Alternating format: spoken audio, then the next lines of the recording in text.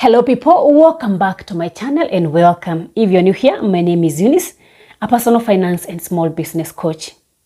Please consider subscribing to this channel for insightful videos on financial literacy, wealth creation, investment ideas, and so much more.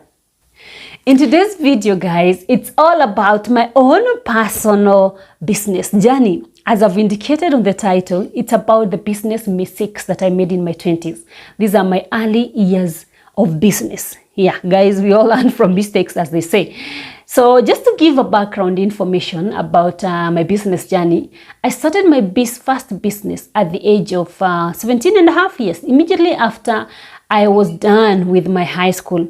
So I got into this business because I couldn't stay idle. Before now I transitioned, or my family knew what next for me after my high school education. So I couldn't stay idle, and what I got my hands into, I learned about detergent making, and this is the very first business that I ever did. So I learned about detergent making, cleaning detergents, and that's what I would do. I would make detergents, package them, clean detergents, package them, and go out there and sell. So later on, I did that business for some time, and then I got a small job and I hopped into that job. So I left the business aside. So after some time, I started another business. I started a business, a boutique business, where I was dealing in clothes, clothes, fashion, let me say generally, because I doing clothes, shoes, both male and female clothes, children clothes, any name it. I was just doing much on that line. And I did that business, I would say maybe for some time, but I still closed down that business. And I think I liked that business because it exposed me to the outside world. I was able to travel to source for stock. And of course, this one involved a huge capital. We committed a huge capital in it. So yeah, so it is another business that flopped. Though I still do some part of that kind of business to date. There's some products that I still sell that are in line with that. I still sell handbags. So that is one of the, of that part that is still stuck with me. Yeah, and yeah, that's how I at some point I stopped doing that business. Then, but no, before I stopped doing the boutique business, I was still running. I opened up a juice business. I was doing smoothies, snacks, muffins. I was doing all this. So I was running these two businesses concurrently. But of course, the juice business was newer. I started the juice business as this other business was going here. Called me a multiple entrepreneur, still running two businesses at the same time. But what happened during this season, again, I got a job offer. And who am I to say no? Just throwing my hands in everything else. So I went and started, I got into this new job. And of course, put into consideration that I have these businesses that are running. And then I've gotten into employment. Yeah, so that one in its own is it's a recipe for disaster, especially if you don't have, proper management or proper, systems in place. So after some time, the business that went under at first was the juice business. Yeah, it didn't take too long. I think it lasted for a year. So that one went down. So I'm left with the clothes business and then the employment. So after some time, then I closed down the clothes business. And then now that's where I said I was left with this other business, the handbags that I still do until today, because I just have an eye for handbags. Yeah. So that's how it's been. I at some point also I engaged into utensils business. I was running that business, and I still closed it down. So there are several businesses that I undertook or I ran, especially in my first years in the 20s. So between now I said I started my first business at 17 and a half until the age of around 25 or 26. Yes, that's when now I stopped, that's when now I can pick up all these mistakes that I committed into this. So what are these mistakes, that I made in this business journey that made my businesses flop or my businesses fail? So number one of the mistakes that I did was lack of proper planning. I mean, into every business that I went into, I did not have a business plan. I did not have a strategic plan. Why am I coming into this business? I did not even have a vision and a mission for any of these businesses. All this was coming from maybe a past experience. Maybe I've dealt in this industry, or maybe I thought that now I can do this, or maybe I've learned the ropes and just jumped into the business without doing proper planning. And that actually really, because when you lack a proper planning, you lack a strategic outflow of how you want your business to run. So in most cases, that actually makes you lack a direction. You don't know what is it that you're looking forward to, or what is it, or maybe at what time do you expect yourself to start getting some profits from the business, or what is actually, you don't even have a plan or a vision for your business. So that is, I would say, that was one of the hugest mistakes that I committed, in that business journey, lack of a business plan. And number two of the mistake, and I also say it's a huge mistake, is because I lacked sufficient operating capital. So most of the time when I would get into any of these businesses, I would get into the business with the initial capital, which was, first to do the fixtures and fittings, to get the first stock. I did not even plan about having maybe a 3 or 6 months rent for the shops, because all of them, I was running them. Apart from now, maybe the first businesses, I was running from rented premises. So I lacked a plan of maybe a rent payment plan. So I get into a business, I don't even have, I just pay the rent deposit. I don't know how the 4th or the 3rd month, in some cases, rent will come about. And so with time, you get like, the business has not broken even, and you need more stock for the business. You need to pay rent. At some point, you need to pay some salaries. So I lacked proper operating capital. And of course, that affects the cash flow of the business. So that made the businesses, that was one of the mistakes that I committed that made the businesses, all of them actually, to fall. That contributed to the failure of the business.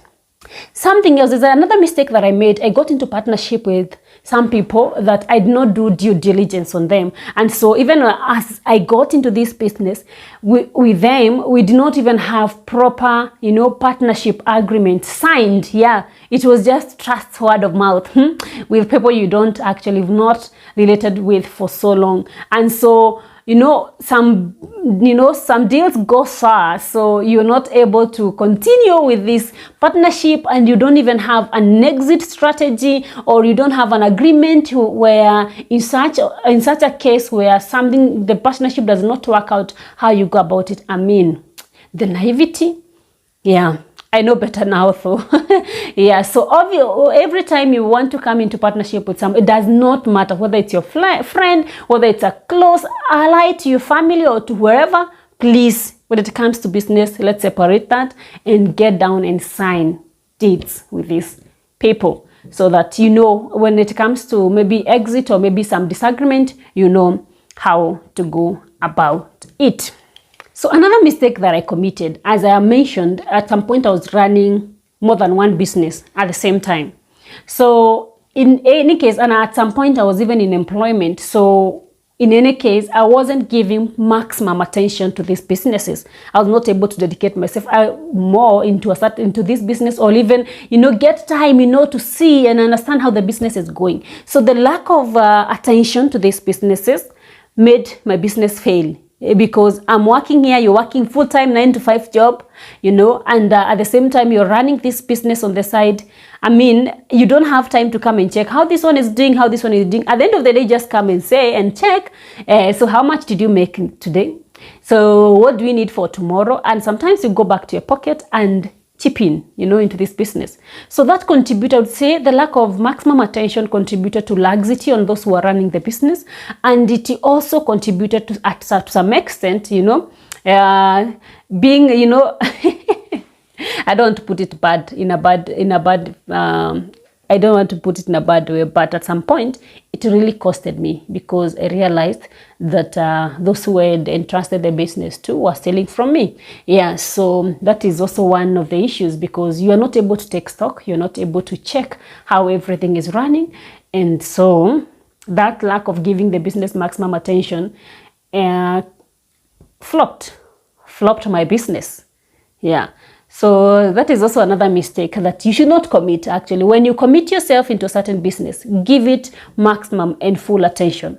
If you know that you don't have the time, please dedicate a person who will oversee, who will administrate your business, who will be there, and somebody that you trust, such that when you come and ask for the books will produced in the way that you want. So yeah, I learned it the hard way. Now I know better, as I've said. Yeah, another mistake that really made my businesses to fail was I would say excessive drawings. Because as I've mentioned, when I was getting into this business, I did not have sufficient capital, maybe something to run the business for like 6 months, or maybe even, so every time that I need cash, and of course I had put all the monies that you put it into this business. So every time you need some cash, you come back to this business. And those drawings, when you draw from the business, you're not putting it back, you're not paying it back, especially in the required time. So in most cases, this actually contributed to my business failure because it affects the cash flow of the business. So in any sense, you're left with you don't have enough to run the business. So excessive drawing, I would say, contributed hugely, to my failure in these businesses. Another mistake that I would say I committed in these businesses is that I lacked a proper understanding of the market. Let's say, for instance, when I was running the clothes business, I did not go into deeper understanding to learn more about the customer's tastes, the customer's needs. So when I would go to source for stock, I would get what pleases me, what pleases my eye, and not looking so much into what the trends are or what the customers really wanted. So I failed to understand the market well. On the line of costing, I think I was doing pricing, my pricing strategies, I think, were okay. So that in that area I was okay. But understanding the market from the aspect of the customer needs and the tastes, the fashion and the preferences of the customers is also, I flopped in that area. I did not understand that well enough. So the lack of that market understanding really contributed to my failure in the business. You're putting interests first, or what you would buy, other than thinking of what do the customers want. So sometimes my fashion or my taste might not match with what is the trend right now. So that one really affected, I would say to some extent, really affected, especially my clothes business because, so I'm not moving with the current trends. I'm not moving with the current fashion. So that one really affected, I would say to a huge extent, affected especially that clothes business. So another issue, maybe another problem that I had, with this business is lack of patience. When you're seeing for instance, the best thing that I would confess is that I never borrowed for these businesses. I never borrowed because at any extent I knew maybe if I borrow money to fund the business, then it means that I will have to commit to paying installments for this business. So we never borrowed outside. We never went to the bank to borrow. We never borrowed from other sources. So we were just running the businesses with what we had. And I think that really helped us because by the time we're coming, when you decide now, I'm no longer into this business, then you don't have ties, don't have anybody on your neck who is asking you to pay off their debts. So that is a plus. And as I mentioned, so the lack of patience really also contributed to the failure of the business because when you see the business is not doing so well, and mark you, some of them have not even gotten the stage where they should break even. So to some extent, I think I rushed into closing some of this down.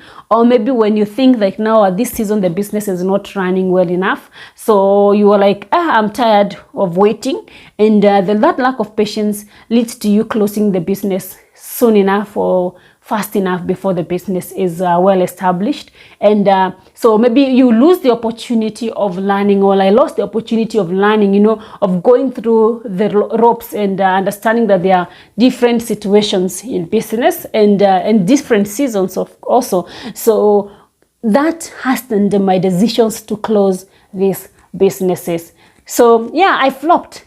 Yeah, I flopped, but but as you can see, I gained more experience. I gained more experience in the aspect of running a business, and in the aspect of knowing before jumping into a business what I actually need to, to have, what I actually need to look at, how I need to do my market survey, how I need to do a business plan, because it's very important. How to lay out your vision, your strategies, you say, especially also goal setting is very important when it comes to businesses. So I learned my lessons the hard way, because of course there is also a lot of money that was put into these businesses, and it ended up not coming back. So yeah, these are the huge, I would call them the huge mistakes I learned. I was in my own school, because I didn't have somebody that I was looking up to. So I was just doing these things, my own style and my own way. So these are the huge mistakes that I made in my early 20s. Let me just put it early 20s, because towards then now I know better, and I cannot repeat those mistakes again. So any moment I'm getting into any type of business, I know what I need to do. So please let me know in the comment section down below, what are the huge mistakes that you've made, in business. What are those things that have made you to close down your businesses in one way or the other, or maybe at one point of your life? What are the mistakes that you have committed that ended you up closing down your business? So that will be it for now. Until next time, please remember to subscribe to the channel. Remember to like. Please leave a comment, share this video so that it reaches a larger audience. And until next time, it's a bye-bye for now.